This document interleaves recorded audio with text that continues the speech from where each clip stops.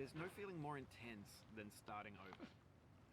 If you deleted your homework the day before it was due, as I have, or if you left your wallet at home and you have to go back after spending an hour in the commute. If you won some money at the casino and then put all your winnings on red but it came up black. If you got your best shirt dry cleaned before a wedding and then immediately dropped food on it. If you won an argument with a friend and then later discovered that they just returned to their original view. Starting over is harder than starting up. If you're not ready for that, like if you've already had a bad day, then what you're about to go through might be too much. Feel free to go away and come back. I'll be here. Alright, thanks for coming with me on this trip. I'll understand if you have to take a break at any point. Just find a safe place to stop and quit the game. And don't worry, I'll save your progress, always, even your mistakes. This game is a homage to a free game that came out in 2002 titled Sexy Hiking. The author of that game was Jazuo, a mysterious Czech designer who was known at the time as the father of B games. And B games are rough assemblages of found objects. Designers slap them together very quickly and freely, and they're often too rough and unfriendly to gain much of a following. They're built more for the joy of building them than as polished products.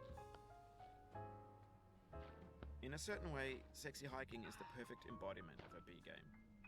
It's built almost entirely out of found and recycled parts, and it's one of the most unusual and unfriendly games of its time. In it, your task is simply to drag yourself up a mountain with a hammer. And that act of climbing, in the digital world or in real life, has certain essential properties that give the game its flavor. No amount of forward progress is guaranteed. Some cliffs are too sheer or too slippery. And the player is constantly, unremittingly in danger of falling and losing everything. Anyway, when you start Sexy Hiking, you're standing next to this dead tree that blocks the way to the entire rest of the game. It might take you an hour to get over that tree, and a lot of people never got past it. You prod and you poke at it, exploring the limits of your reach and your strength, trying to find a way up and over. And there's a sense of truth in that lack of compromise. Most obstacles in video game worlds are fake. You can be completely confident in your ability to get through them once you have the correct method or the correct equipment or just by spending enough time. In that sense, every pixelated obstacle in Sexy Hiking is real. The obstacles in Sexy Hiking are unyielding, and that makes the game uniquely frustrating. But I'm not sure Jazuo intended to make a frustrating game. The frustration is just essential to the act of climbing, and it's authentic to the process of building a game about climbing. A funny thing happened to me as I was building this mountain. I'd have an idea for a new obstacle, and I'd build it, test it, and it would usually turn out to be unreasonably hard. But I couldn't bring myself to make it easier. It already felt like my inability to get past the new obstacle was my fault as a player rather than as a builder. Imaginary mountains build themselves from our efforts to climb them, and it's our repeated attempts to reach the summit that turns those mountains into something real. When you're building a video game world, you're building with ideas, and that can be like working with quickset cement. You mold your ideas into a certain shape that can be played with, and in the process of playing with them, they begin to harden and set until they're immutable, like rock. And at that point, you can't change the world.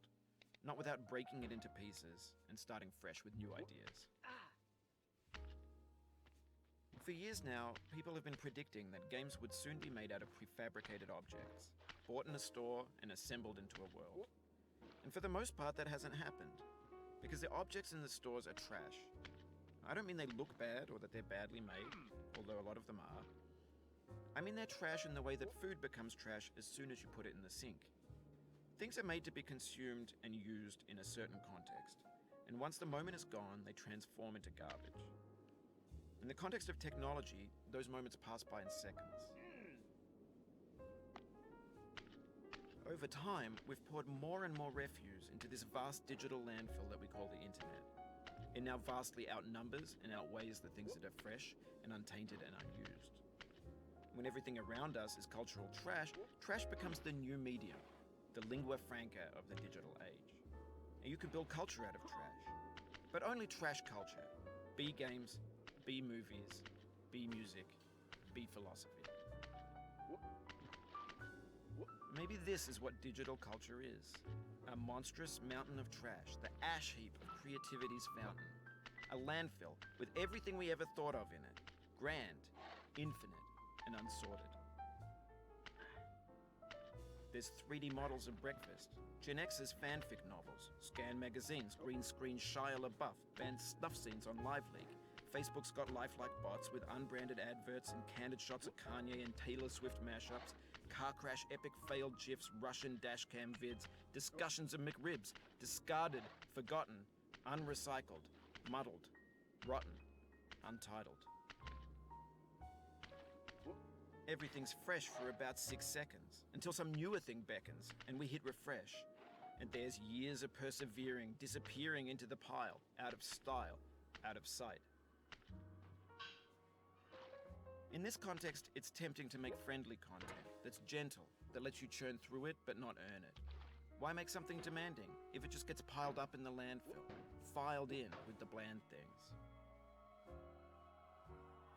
When games were new, they wanted a lot from you. Daunting you, taunting you, resetting and delaying you. Players played stoically. Now everyone's turned off by that. They want to burn through it quickly, a quick fix for the fickle, some tricks for the clicks of the feckless. But that's not you, you're an acrobat. You could swallow a baseball bat. Now I know, most likely you're watching this on